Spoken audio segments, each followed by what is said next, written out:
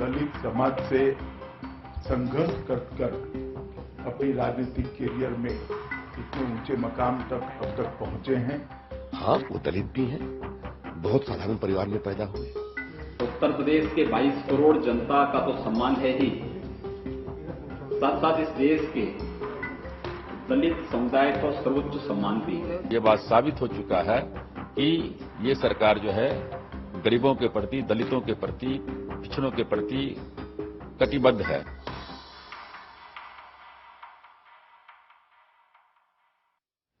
नमस्कार, मैं रवीश कुमार। बीजेपी अध्यक्ष अमित शाह, यूपी के मुख्यमंत्री योगी आदित्यनाथ, केंद्रीय मंत्री रामविलास पासवान ने दलित पृष्ठभूमि को ठीक से रेखांकित कर दिया ताकि उनका दलित होना राज्यपाल, राज्यसभा और वकालत के विशाल अनुभवों के कारण पीछे न रह जाए। सोमवार को बीजेपी संसदीय समिति की बैठक में फैसला हो गया कि बिहार के राज्यपाल रामनाथ कोविंद राष्ट्रपति पद के लिए एनडीए के उम्मीदवार होंगे। रामनाथ कोविंद का जन्म 1 अक्टूबर 1945 को कानपुर के गांव परोख में हुआ। उन्होंने कानपुर विश्वविद्यालय से कॉमर्स में डिग्री ली, एलएलबी की पढ़ाई पूरी की। आपको 16 साल तक Delhi high court, supreme court में प्रैक्टिस करने का अनुभव है। आपके बचपन के दोस्त देवेंद्र जुनेजा ने बताया है कि आप उनके साथ नियमित रूप से आरएसएस की शाखा में जाते थे। 3 बार यूपीएससी देने की कोशिश की, मगर आईएएस में नहीं हुआ तो एलाइड सर्विसेज छोड़ वकालत का रास्ता चुना।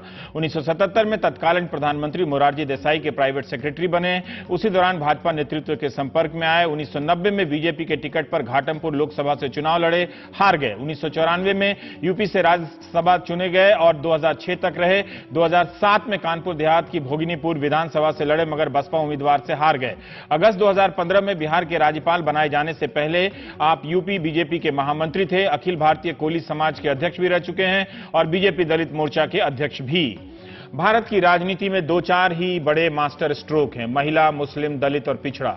अनुसूचित जाति का कार्ड कम ही चलता है, जनजाति का कार्ड कम ही चलता है। हो सकता है उपराष्ट्रपति पद के लिए बचाकर रखा गया हो। 2017 की तरह 1997 में ऐसा ही एक मास्टर स्ट्रोक कांग्रेस ने चला था, जब के आर नारायणन का नाम राष्ट्रपति पद के उम्मीदवार के तौर पर घोषित हुआ।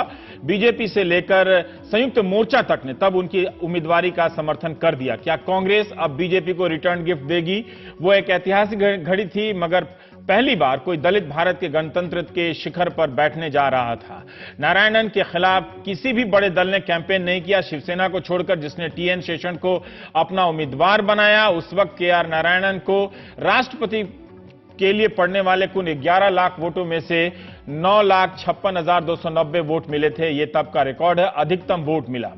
केआर नारायणन ने न्यायपालिका के सामने ऐसे सवाल उठा दिए जिसे लेकर अब तक चुप्पी थी और राष्ट्रपति शासन की सिफारिशों पर तत्कालीन प्रधानमंत्री अटल बिहारी वाजपेयी से भी टकरा गए।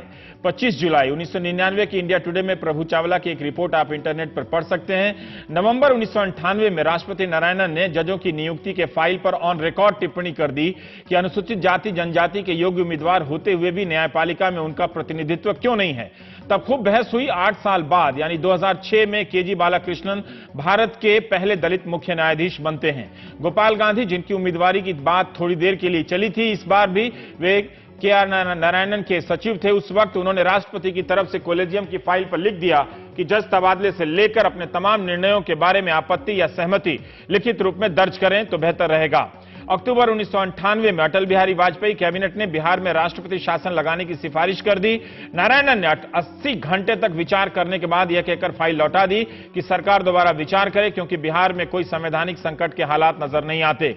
अब इस कदम की तुलना आप उत्तराखंड और अरुणाचल प्रदेश में राष्ट्रपति शासन की सिफारिश पर मौजूदा राष्ट्रपति प्रणब मुखर्जी के दस्तखत से कर लीजिए।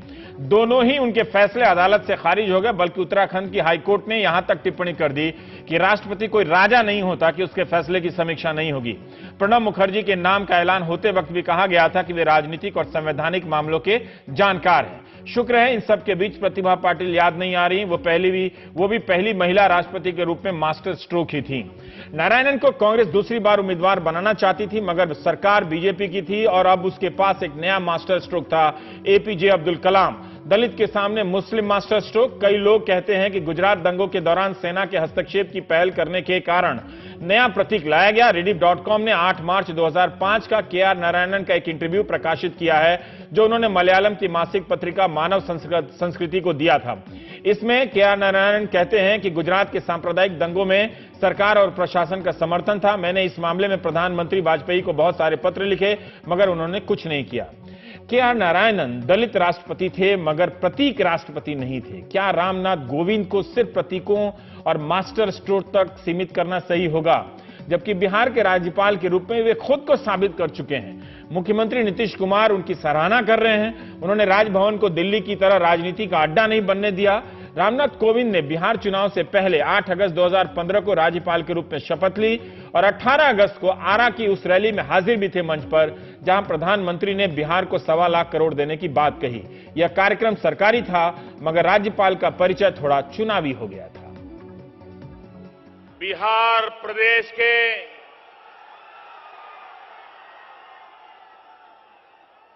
नए राज्यपाल श्रीमान रामनाथ कोविंद जी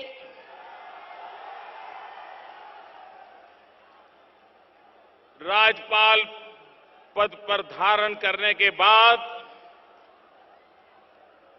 आदरणीय रामनाथ जी का पटना के बाहर यह पहला सार्वजनिक कार्यक्रम आरा में हो रहा है।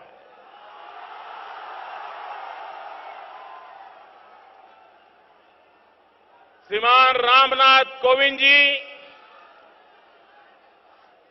जीवन भर दलित, पीड़ित, शोषित, वंचित, उपेक्षित, पिछड़े, अति पिछड़े, उनके कल्याण के लिए वो अपना जीवन खपा चुके हैं। पूरा जीवन समाज के ऐसे बीजेपी फिर से इन्हीं पर्यायवाची विशेषणों का इस्तेमाल कर रही है। बिहार में इससे चुनावी लाभ तो नहीं हुआ, मगर इस बहाने बिहार को एक अच्छा राज्यपाल जरूर मिला। केंद्रीय मंत्री रामविलास पासवान ने कहा कि कोविंद दलित हैं और इनका जो विरोध करेगा वो दलित विरोधी होगा। इस तर्क से तो किसी को पासवान जी के खिलाफ चुनाव नहीं लड़ना चाहिए या बीएसपी के खिलाफ किसी को उम्मीदवार नहीं उतारना चाहिए।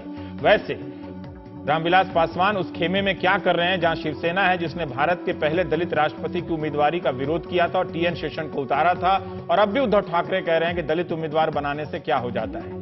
यह सही है कि मौजूदा दलितों के बीच नई तरह की बेचैनी दिख रही है। ऊना की घटना का विरोध हो या रोहित वेमुला की खुदकुशी के बाद का राजनीतिक हंगामा, सहारनपुर की घटना के बाद भीम आर्मी के समर्थकों का जंतर मंतर पर 2-2 बार चले आना, कहीं जिग्नेश हैं तो कहीं चंद्रशेखर, कहीं रतनलाल तो कहीं चंद्रभान। इसके बाद भी बीजेपी ने किसी दलित चेहरे को यूपी चुनाव में सामने नहीं किया, फिर भी उसे ऐतिहासिक जीत मिली। तब रामनाथ कोविंद नहीं थे। रामनाथ कोविंद की पृष्ठभूमि से ज्यादा प्रधानमंत्री की राजनीतिक दांव की चर्चा हो सकती है कि कहीं उन्होंने इस नाम से विपक्ष को बिखेर तो नहीं दिया। सवाल है कि क्या रामनाथ कोविंद के.आर. नारायणन की तरह व्यापक रूप से आम सहमति से चुने जाएंगे या फिर चुनाव होगा। विपक्ष की प्रतिक्रिया सुनिए। ये शुरू से ही अधिकांश बीजेपी व आरएसएस से ही जुड़े रहे हैं, इसलिए उनकी इस राजनीतिक पृष्ठभूमि से तो मैं कतई भी सहमत नहीं हूं। और उन्होंने बताया था जब हम निर्णय लेंगे तो आपको बताएंगे कि सरकार ने कुछ लीडरों को और हमारे कांग्रेस प्रेसिडेंट और मनमोहन सिंह जी को टेलीफोन पे बताया, लेकिन सिर्फ निर्णय करने के बाद सिर्फ नाम बताया। घोषणा अगर कर दी तो हमने कहा आपने घोषणा कर दी तो अब विपक्षी पार्टियां हम लोग सब मिलकर हम अपना निर्णय लेंगे। मेरे लिए व्यक्तिगत रूप से ये प्रसन्नता की बात है कि हमारे बिहार के राज्यपाल देश के राष्ट्रपति पद के उम्मीदवार घोषित हुए। वो तो निर्णय हो गया तो उसमें आम सहमति की तो गुंजाइश रही नहीं, ये हम अपेक्षा नहीं करते थे। कई लोगों को लाल कृष्ण आडवाणी के लिए सहानुभूति हो रही है, वे याद आ रहे हैं। अब आडवाणी जी के लिए दूसरे क्यों बोले, वे खुद भी तो बोल सकते हैं। इतनी सक्षमता तो हासिल की ही होगी उन्होंने अपने राजनीतिक जीवन में। हर बार तो नहीं, मगर कई बार राजनीति में सहानुभूति के लिए बोलना पड़ता है और पद के लिए चुप रहना पड़ता है। फिलहाल कोविंद जी का स्वागत कीजिए। प्राइम टाइम में हम बात करेंगे। पीएल पुनिया है प्रवक्ता कांग्रेस, केसी त्यागी जी हैं महासचिव जेडीयू, और उदित राज जी हैं सांसद भाजपा भारतीय जनता पार्टी। उदित राज जी, जो विपक्ष के खेमे की प्रतिक्रिया है वो एक तरह से अनुमानित प्रतिक्रिया है, पर फिर भी हम जानना चाहते हैं कि रामनाथ कोविंद की उम्मीदवारी को आप एक दलित चिंतक के रूप में, सांसद से पहले वो भी हैं, आप किस तरह से देखते हैं? मैं इसको बहुत अच्छे सेंस में देखता हूं। ये बहुत अच्छा कार्य हुआ है और भारतीय जनता जी, आप बोलते रहिए जी। राष्ट्रपति के पद से राष्ट्रपति के पद से नवाजने जा रही है और रामनाथ कोविंद जी जीतेंगे। रामनाथ कोविंद जी को मैं जानता हूं, ये लाके भी जानकार हैं।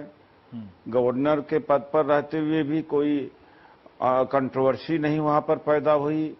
मैं इनके साथ काम भी किया हूं और दलितों के प्रति भी इनका काफी दर्द है।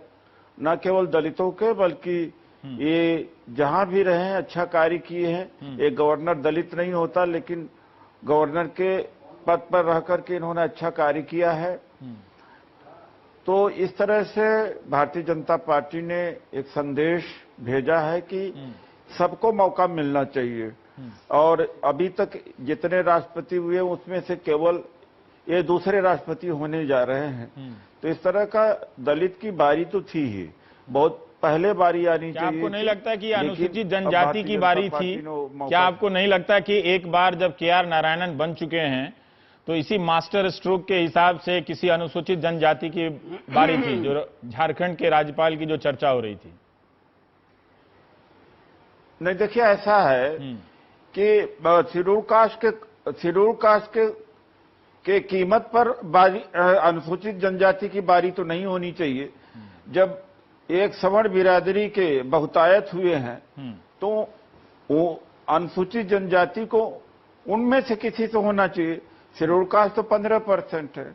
अगर 15% का रेशियो आप निकालेंगे, 2 राष्ट्रपति भी मान लिया तो भी कम पड़ता, 10% पड़ता, उसके कम पड़ता है। ठीक है। तो आगे अनुसूचित जनजाति को दे दिया जाए, तो पहले दिया जाना चाहिए था। कांग्रेस ने क्यों नहीं दिया? कांग्रेस को अनुसूचित जनजाति को देना चाहिए था। ठीक है। तो ऐसा नहीं है कि अनुसूचित जाति को दे दिया तो कीमत किसके कीमत पर, जनजाति की कीमत पर नहीं दिया है। ठीक है। त्यागी जी, मैं आपसे जानना चाहता हूं कि जब के.आर. नारायणन की उम्मीदवारी का ऐलान हुआ था तब भारतीय जनता पार्टी, अटल बिहारी वाजपेयी का ही बयान है कि वो समर्थन करते हैं और अपना उम्मीदवार नहीं खड़ा करेंगे, और संयुक्त मोर्चा जिसमें आप लोग थे तब आप लोगों ने भी सपोर्ट किया था। क्या इस बार आप लोग फिर से सपोर्ट करेंगे? जिस तरह से कांग्रेस के उम्मीदवार को बीजेपी ने सपोर्ट किया था, क्या बीजेपी के उम्मीदवार को इस बार कांग्रेस या आप लोग, आपकी पार्टी खासकर, वो सपोर्ट करेगी? और तेज करो। देखिए, हम तो निराले फैसले लेने के लिए प्रसिद्ध हैं। हम एनडीए में थे और यूपीए के उम्मीदवार प्रणव बाबू थे, तो हमें लाख मनाया अटल अडवाणी जी ने, लेकिन हमने प्रणव बाबू को सपोर्ट किया था। हम मानते थे कि राष्ट्रपति पद के लिए प्रणव बाबू एनडीए के उम्मीदवार से अच्छे उम्मीदवार हैं। पिछले दिनों का हमारा जो अनुभव कोविंद जी के बारे में रहा है, जो गवर्नर हाउस हैं, ये ट्रांसफर, पोस्टिंग और वाइस चांसलरों को नियुक्त करने के अड्डे बन चुके हैं। और भारतीय जनता पार्टी का जो विशैला प्रचार प्रसार है उसके भी केंद्र बन चुके हैं। जैसे दिल्ली भी शामिल है उसमें, उत्तर प्रदेश भी शामिल है। तो उनसे भिन्न तरह का आचरण निसंदेह उनका रहा है, और हम एक दिन भी अनकंफर्टेबल उनके रहते हुए नहीं रहे हैं। न कन्फ्रंटेशन हुआ है और न उन भाषाओं का, शब्दों का उन्होंने इस्तेमाल किया है जो उत्तेजना फैलाते हैं। नंबर 3, जो अभी हमारे मित्र उदित राज जी ने कहा, इस समय देश के अंदर इस एक दलीय व्यवस्था का और इस जातीय व्यवस्था का विरोध अगर सार्थक तरीके से कहीं हो रहा है, तो जहां दल थक गए हैं वहां दलित समाज का नौजवान सीना ताने खड़ा है। चाहे आईआईटी चेन्नई है, चाहे रोहित वेमुला की शहादत है, चाहे ऊना के दलित हैं, और चाहे अब भीमसेना के रूप में ये नया दलित आंदोलन आया है। इसने सब राजनीतिक दलों के अंदर के ढांचे को तहस नहस कर दिया। और अगर कोई चुनौती देश के अंदर इस वर्णीय व्यवस्था या एक दलीय व्यवस्था के विरुद्ध कोई है, वो दलित समाज से है। इसलिए उनकी आक्रामकता, उनकी संगठन शक्ति और आने वाले भविष्य में उनके द्वारा सत्ता प्रतिष्ठानों पर और वर्ण व्यवस्थाओं पर जो पहले से ज्यादा संगठित होकर के और उग्र तरीके से जो प्रहार होंगे, शायद उसकी धार को कम करने के लिए राम गोविंद जी को चुना गया है, ऐसा भी मुझे लगता है। लेकिन हमारी पार्टी 17 पार्टियों के गठबंधन के साथ जुड़ी हुई है। ये नीतीश कुमार जी ने बहुत शालीनता के साथ बताया कि गवर्नर के रूप में भी, बिहार के गवर्नर के रूप में भी जो उनका कार्यकाल रहा है वो बहुत उत्तम रहा है। आपको क्या लगता है कि क्या आप विपक्ष को के.आर. नारायणन के समय की तरह समर्थन कर देना चाहिए या उम्मीदवार खड़ा करना चाहिए? मैं आपसे जानना चाहता हूं, आपको क्या लगता है? देखिए, हाँ ना में रवीश जी आप नहीं पूछते हैं। के.आर. नारायणन जैसा तो राष्ट्रपति आज तक हुआ ही नहीं है। मेरे को याद है बाबरी मस्जिद का जब डिमोलिशन हुआ था, उसके तुरंत बाद उपराष्ट्रपति होते हुए वो सदन की तरफ से प्रस्ताव लेकर के आए थे, इसकी निंदा करो। जब एनडीए की सरकार, जिसमें हम भी शामिल थे, तब वेंकट चलैया की कमेटी बनाई थी कॉन्स्टिट्यूशन को रिव्यू करने के लिए। और जब वेंकट चलैया साहब उनसे अपॉइंटमेंट मांगते हैं तो वो पूछते हैं कि आपका अपॉइंटमेंट जस्टिस के नाते है या कॉन्स्टिट्यूशन रिव्यू करने की कमेटी के नाते है। और अगर रिव्यू करने की कमेटी के नाते है, नो। और जस्टिस वेंकट चलैया मुझसे मिलना चाहते हैं तो यस।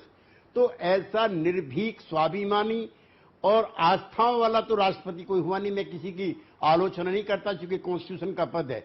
और मुझे उम्मीद है अगर चुने जाते हैं कोविंद जी, तो मोहन भागवत जी की चुनौती, मनमोहन वैद्य जी की चुनौती जो दलित समाज के लोगों के सामने ही है कि आरक्षण का भी रिव्यू करो, संविधान का भी रिव्यू करो। मुझे आशा है कि डॉक्टर अंबेडकर की निर्भीकता और डॉक्टर अंबेडकर का जो ज्ञान है, उससे वो संचालित होकर के उन चीजों का भी विरोध करेंगे। ठीक है। जहां तक उनकी उम्मीदवारी को लेकर के 22 तारीख की हमारी मीटिंग है, उसमें हम तय करेंगे। पूनिया जी, अभी आपसे भी मेरा वही सवाल है, लेकिन फिर भी एक आप लोगों के बीच में एक डर था कि इस बार आरएसएस का कोई होगा। अब देवेंद्र जुनेजा, जहां कानपुर में वो रहते हैं, कोविंद साहब, जिस घर के आगे जो नेम प्लेट है उस पर अभी भी सांसद लिखा हुआ है। हालांकि 2006 के बाद से वो सांसद नहीं, अब तो राज्यपाल हैं, तो उन्होंने नया भी अपडेट नहीं किया है। तो वो लोग शाखा में जाते थे, आरएसएस की परंपरा में है, और बीजेपी में कोई रह के आरएसएस का कोई विरोधी तो होता नहीं है।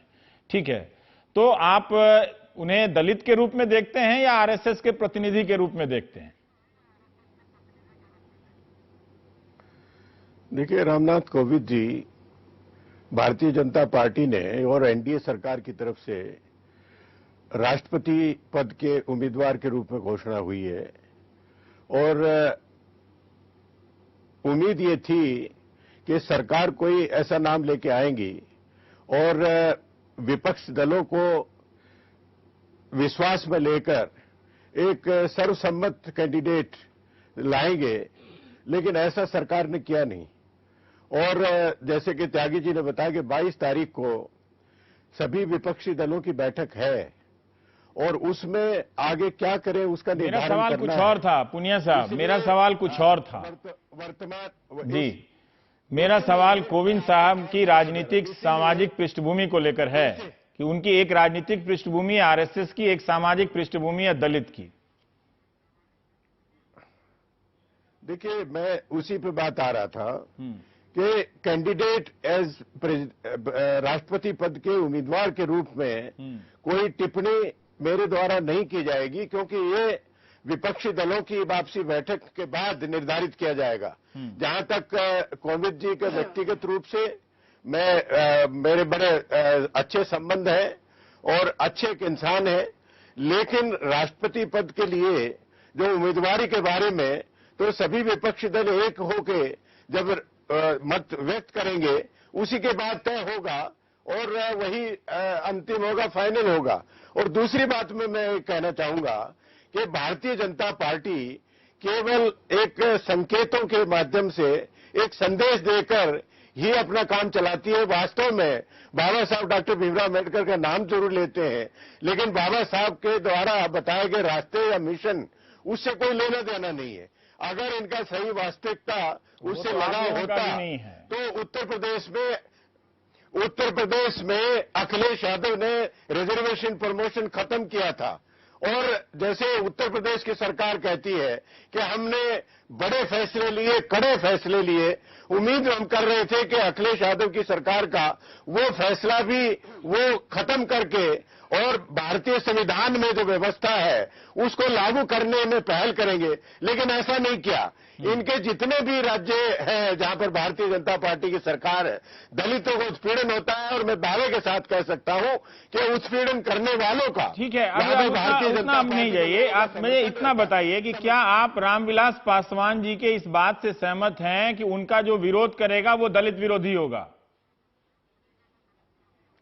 देखिए, फिर वही बात आ गई कि वो संदेश देना चाहते हैं। उस संदेश के माध्यम से ये भी जानना चाहेंगे समीक्षा के कोर इश्यूज है जो दलित समाज से संबंधित है, उसमें भारतीय जनता पार्टी की सरकार केंद्र में और बाकी जगह वो कितने संवेदनशील है, कितने उनके लिए गंभीर है। अभी त्यागी जी ने एक बात कही कि आरक्षण की समीक्षा आरएसएस चाहता है, लेकिन अगर कोविंद जी वहां होंगे तब उनसे उम्मीद की जाती है कि वो केआर नारायणन की तरह निर्भीकता दिखाते हुए ऐसा नहीं होने देंगे।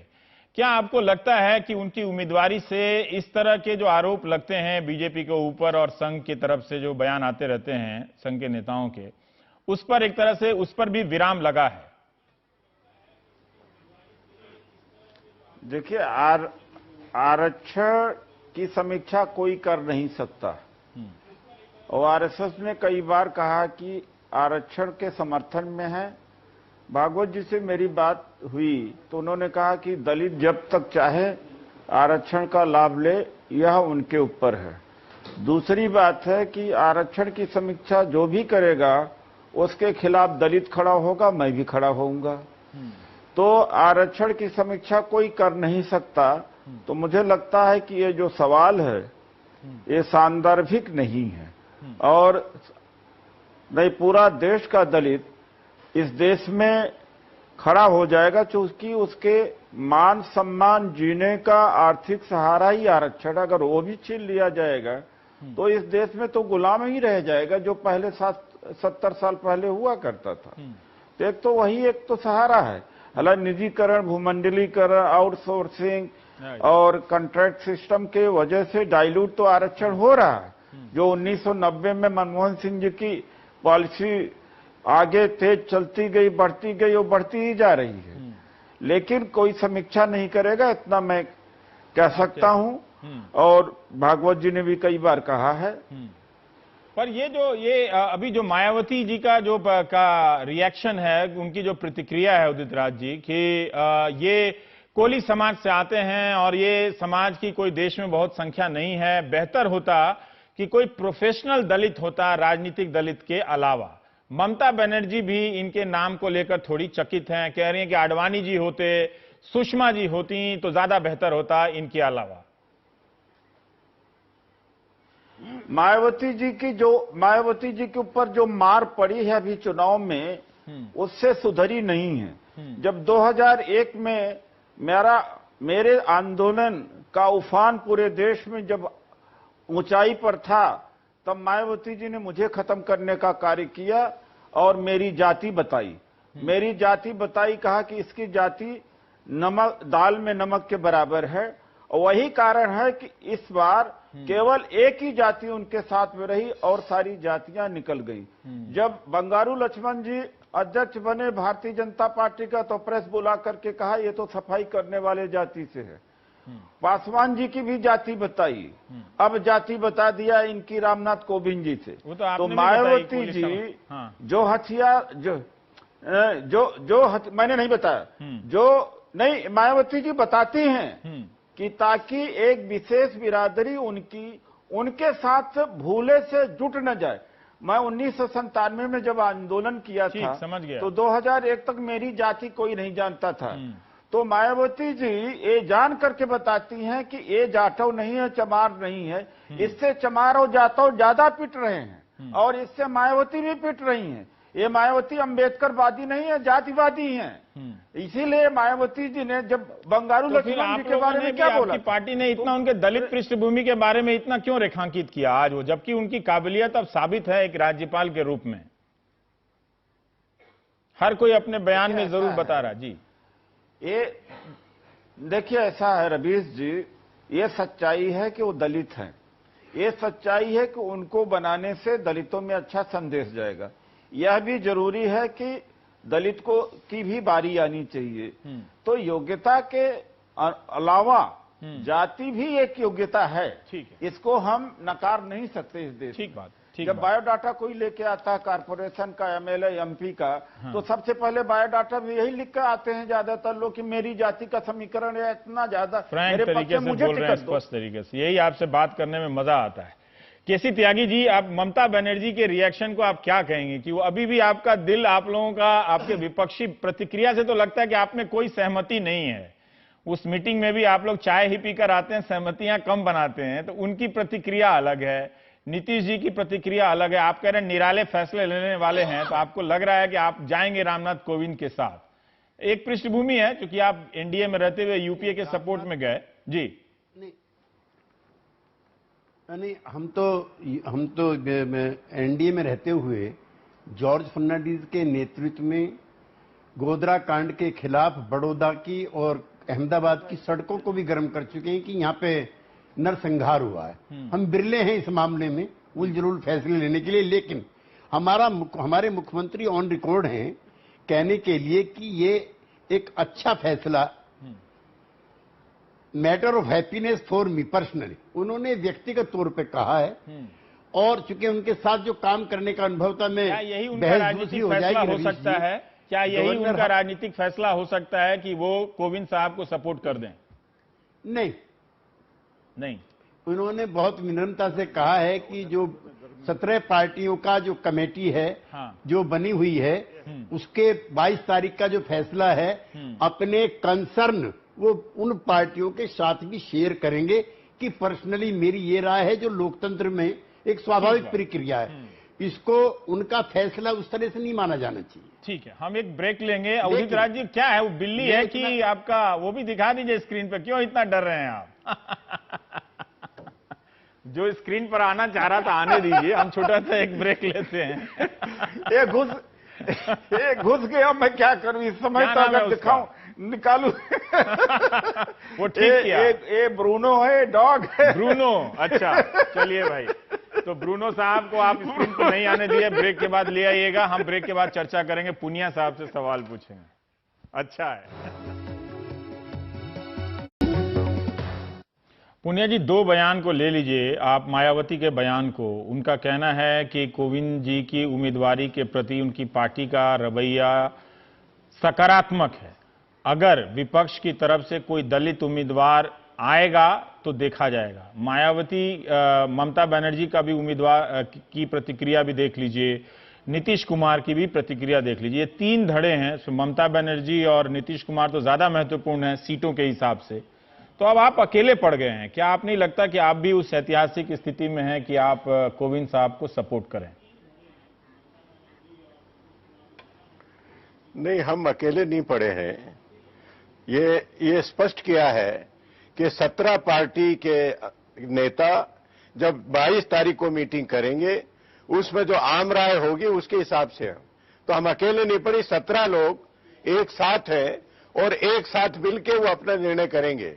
तो इसलिए अकेले पड़ने की बात नहीं है, ये सही नहीं है। आपको लगता है कि अब भी चुनाव होगा, मतलब आपकी तरफ से उम्मीदवार आएगा? हालांकि संख्या तो आपके पास है नहीं जीतने के लिए, लेकिन क्या आपकी तरफ से कोई उम्मीदवार आएगा? मीरा कुमार का नाम चल रहा है, क्या ऐसा हो सकता है? ये तो जो 17 राजनीतिक दल इकट्ठे बैठेंगे वो बात करेंगे, उसी में तय होगा।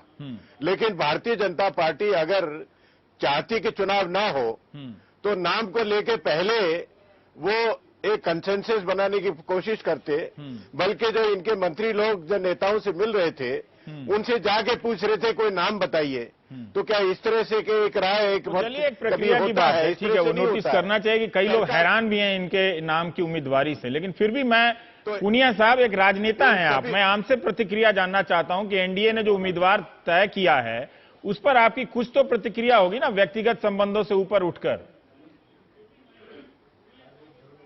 नहीं, व्यक्तिगत संबंध तो उनसे है, लेकिन जहां तक एक उम्मीदवार के रूप में, तो वो तो पार्टी के एक छोटे से सिपाही होने के नाते जो पार्टी तय करेगी और जो 17 पार्टियों के अंदर जो फैसला होगा वही मेरा मत होगा और वही मैं कहूंगा।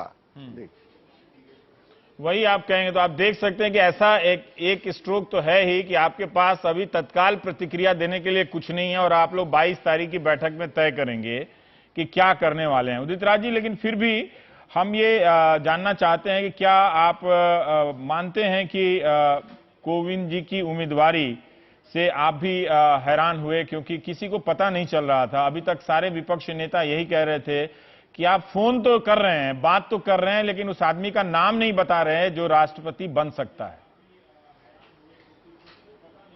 देखिए रवीश जी, हैरानी की बात नहीं है, चाहे प्रतिभा पाटिल जी हों चाहे अब्दुल कलाम जी भी, उनका भी नाम ले रहे हैं, प्रतिभा पाटिल का भी इनके साथ, वो भी हाँ, वो भी इसी तरीके से डार्क हॉर्स निकले थे।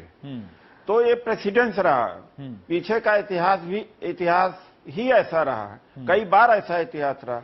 कौन जानता था कि प्रतिभा पाटिल जी बन जाएंगी? सोचा भी नहीं था। एक साइंटिस्ट को पकड़ के ले आके बना दिया, साइंटिस्ट ने कभी सोचा ही नहीं था। तो इस तरह का अनप्रेडिक्टेबिलिटी पहले भी रही है, अब भी इसको अनप्रेडिक्टेबिलिटी भी नहीं कहेंगे। रामनाथ कोविंद जी का लंबा उनका राजनीतिक इतिहास है, उनका एडमिनिस्ट्रेटिव एक्सपीरियंस है, और पार्टी में, हमारे पार्टी में बहुत सारे लोग बहुत ही क्वालिफाइड है, योग्य है, उनमें से ही जो वन अमंग देम, जो किसी न किसी को तो सेलेक्ट करना ही था। आपका उनके आरएसएस की पृष्ठभूमि से आपको ऐतराज है? आपको, हालांकि पूनिया साहब के मौका था वो करते, लेकिन उन्होंने नहीं किया। आपको लगता है कि वो शाखा जाते थे? अब तो हर मंत्री जाता है शाखा जाने वाली पृष्ठभूमि का, लेकिन फिर भी क्या अब ये सवाल महत्वपूर्ण रह गया है क्या? अब क्यों नहीं बनेगा उनके आरएसएस का, अगर उनकी सरकार है और उनके पास बहुमत है तो? देखिए ऐसा है, पॉलिटिकल राजनीतिक व्यक्ति ही राष्ट्रपति होना चाहिए और गैर राजनीतिक होना ही नहीं चाहिए। लेकिन जब वो राजनीतिक व्यक्ति जब राष्ट्रपति बन जाता है तो देश का हो जाता है, न आरएसएस का है, न बीजेपी का है, न किसी एक दल का है। राष्ट्रपति सभी देश का है और ये देखा गया है, और कॉन्स्टिट्यूशन का हेड होता है राष्ट्रपति और उसको निभाना पड़ता है। वही ये भी करेंगे, आगे भी होता रहा, पीछे भी होता रहा, क्योंकि अभी किसी संगठन से, विचारधारा से उनको बांध के देखना नहीं चाहिए। अब नहीं देखना चाहिए कि अब वो किसी विचारधारा को कैरी करेंगे राष्ट्रपति भवन में।